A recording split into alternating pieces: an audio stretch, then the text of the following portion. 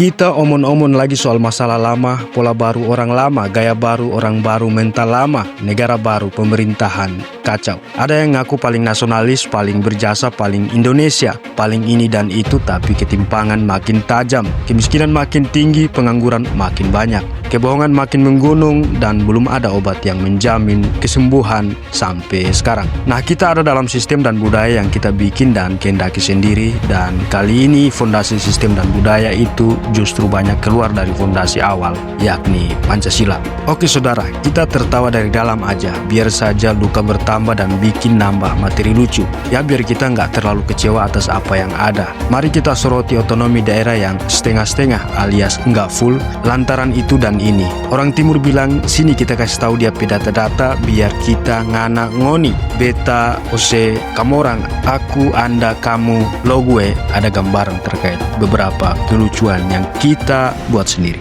Saudara, ternyata 77% daerah di Indonesia tunggu belas kasih pusat buat anggaran. Tunggu dana transfer pusat masuk ke kantung daerah lantaran pendapatan asli daerah alias PAD di banyak wilayah kecil. Bahkan sumbangannya ke APBD di bawah 40%. Artinya, banyak daerah belum mandiri secara fiskal, masih hidup dari transferan pusat. Gaji, proyek, pembangunan, belanja dapur pemerintah, semua tergantung kiriman. Tahun 2024, APBN kita tembus 2.802,3 triliun rupiah, naik 6,3% dari tahun sebelumnya. Sumbernya dari pajak 2.309,3 triliun rupiah, penerimaan negara bukan pajak alias PNBP sebesar 492 triliun rupiah, dari sumber hibah cuma 0,4 triliun rupiah. Tapi belanjanya capai 3.325,1 triliun rupiah, artinya defisit, ngutang lagi. Tahun 2025 lebih gila saudara, APBN dirancang 3.005,1 triliun rupiah, dapat dari pajak 2.490,4 triliun rupiah, PNBP 513,6 triliun rupiah, hibah 0,6 triliun rupiah. Tapi belanjanya naik 3.621,3 triliun rupiah. Defisit nambah lagi, melebar jadi 616,2 triliun rupiah. Sadis nggak tuh? Nah, transfer ke daerah cuma sekitar 25% dari total belanja negara. Sisanya pusat yang atur. Lalu kita masih ngomongin otonomi daerah. Kalau kita amati dengan seksama yang kita lihat cuma iming-iming saja. Kata lagu dangdut ya. Lantas apakah otonomi daerah tanpa otonomi fiskal, daerah bisa bergerak maju? Nggak bakalan saudara. Itu kayak mobil tanpa mesin, handphone tanpa baterai, jelas nggak bisa gerak, nggak bisa menyala. Lucunya lagi, kita pengen sekali bikin daerah otonomi baru. Saking banyaknya keinginan, kita produksi istilah suka-suka. Ada daerah istimewa, otonomi khusus, bla bla bla. Pemerintah pusat juga giat sekali dorong pemekaran baru. Lihat aja, tiap DOB baru pasti muncul bupati baru, gubernur baru, DPRD baru, gedung baru, mobil dinas baru, gaji baru, tunjangan baru, dan satu lagi, beban baru. Saudara, duit APBN kita jebol lagi.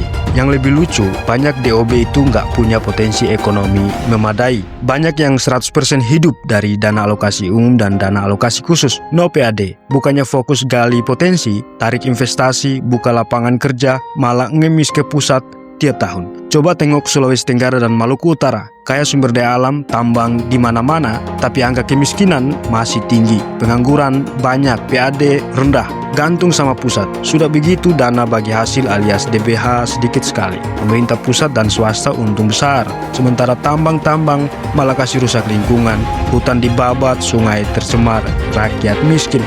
Apa daerah kayak gini siap mandiri? Belum saudara. Lebih parah lagi, pemekaran sering jadi panggung politik. Ada oknum yang goreng isu lokal terus maju pilkada.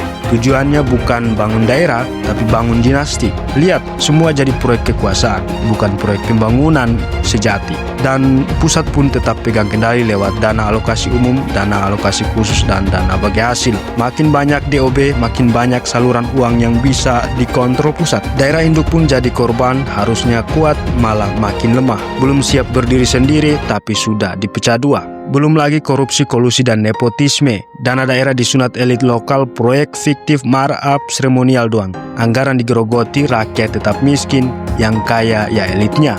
Feudalisme anggaran masih kuat dan pusat tetap kuasai tombol fiskal. Saudara, ini semua akar masalahnya. Sentralisasi fiskal. Daerah penghasil sumber daya alam dikekang, duit dari bumi mereka dipakai pusat, tapi daerahnya sendiri dapat sisa. Gimana nggak timpang?